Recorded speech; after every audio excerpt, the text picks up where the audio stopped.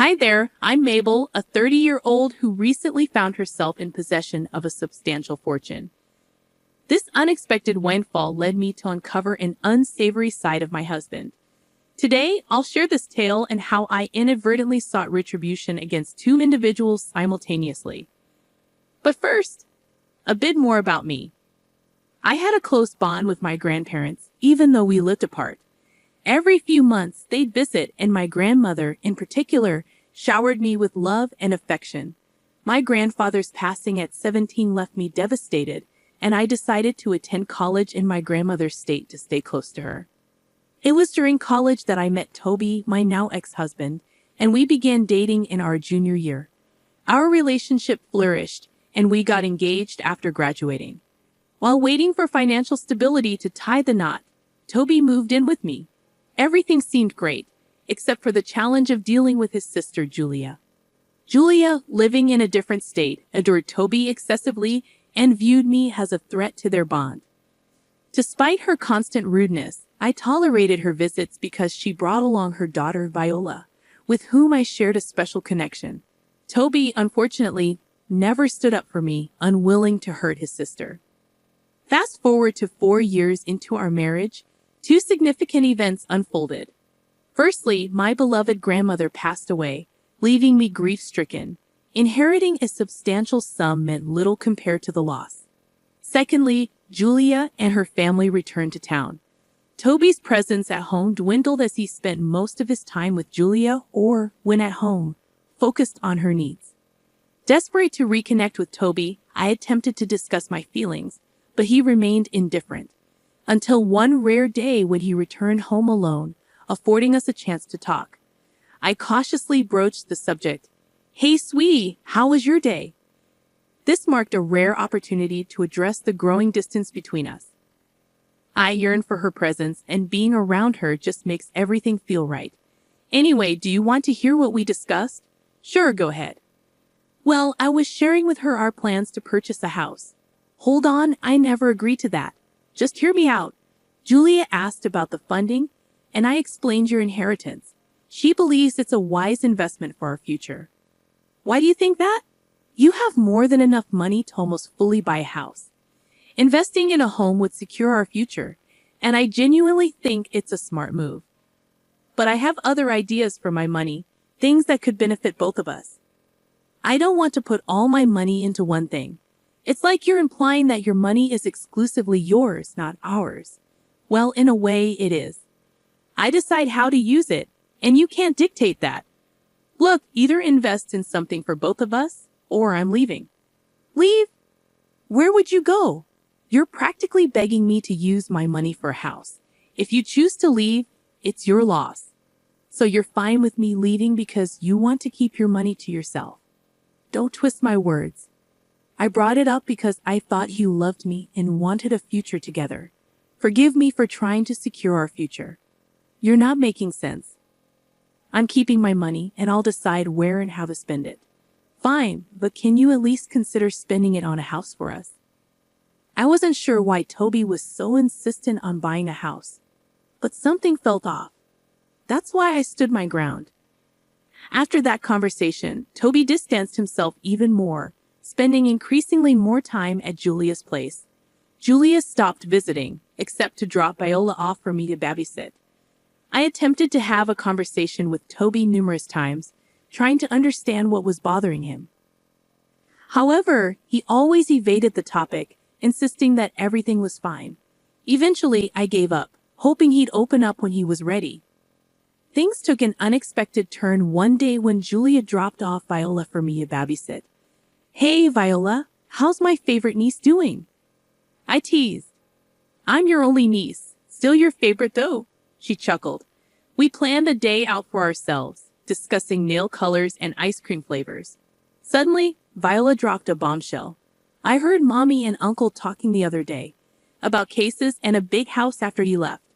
Shocked, I probed further. Viola confirmed what she heard. She felt guilty for sharing, but I assured her she did nothing wrong. After our day together, I made her promise not to tell her mom or Toby. As Julia picked up Viola, panic gripped me. Toby's deception was unfathomable. I decided to call Toby's father, Edgar, a lawyer. Despite the risk, I trusted Edgar's integrity. He answered cheerfully, and I hesitantly explained the situation. "Hi, Edgar. How are you?" I began. After exchanging pleasantries, I confessed my concerns about Toby's behavior. Despite Toby's presence being the issue, I sensed Edgar could help. His response, however, left me anxious. "I consistently urged Toby to treat you right because women as remarkable as you are hard to come by."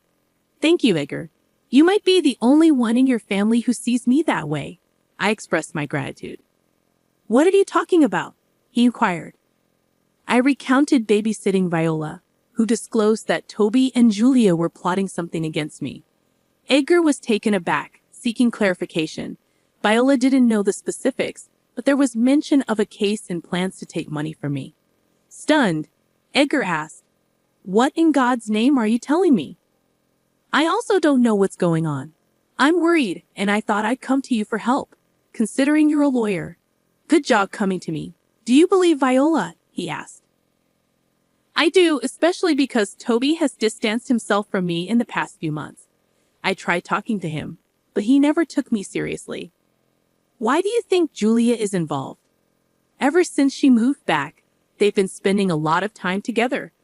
I get that they were apart for years, but recently, Toby's been at her house for hours every day.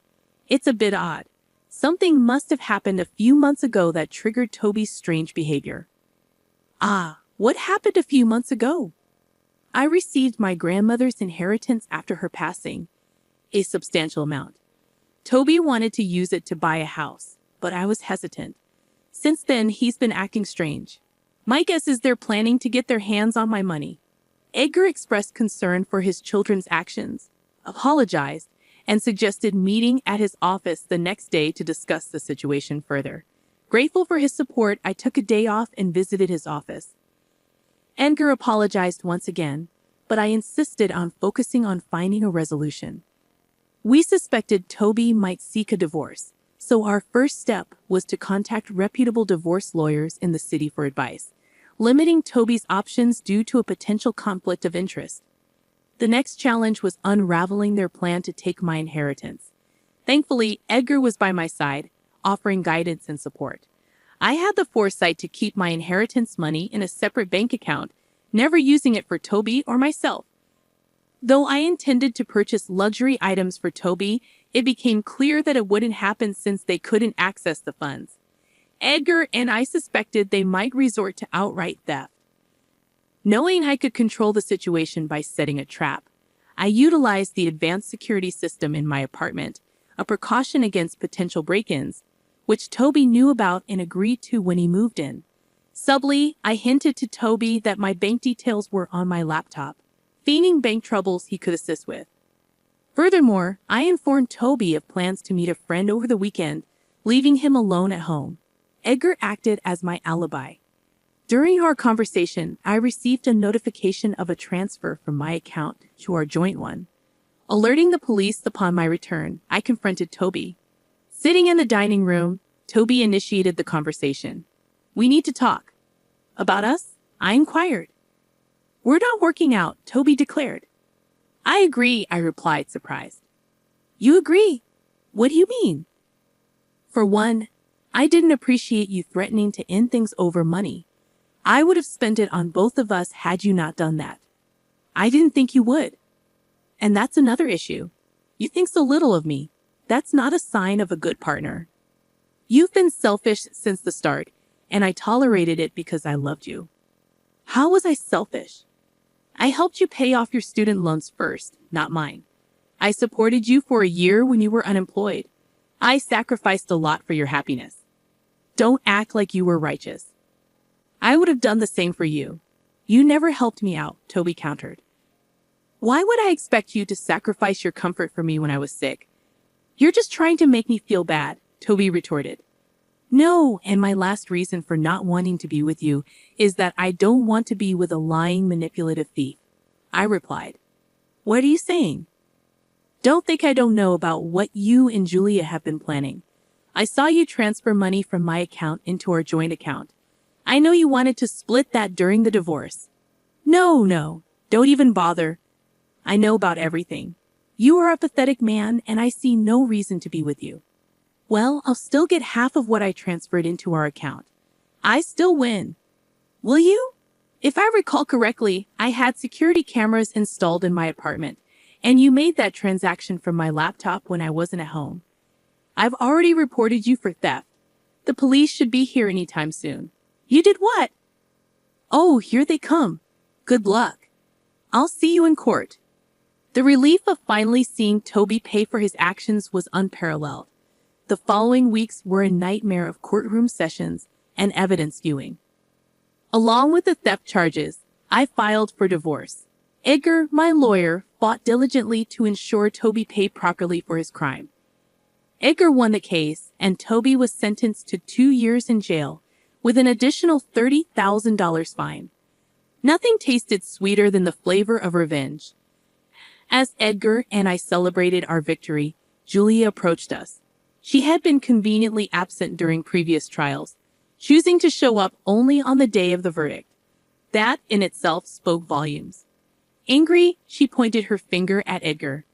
Dad, you were helping this witch. Give me one good reason why I shouldn't have helped Toby. I don't know, Julia. Maybe because she literally put your brother in jail, and he deserved his sentence.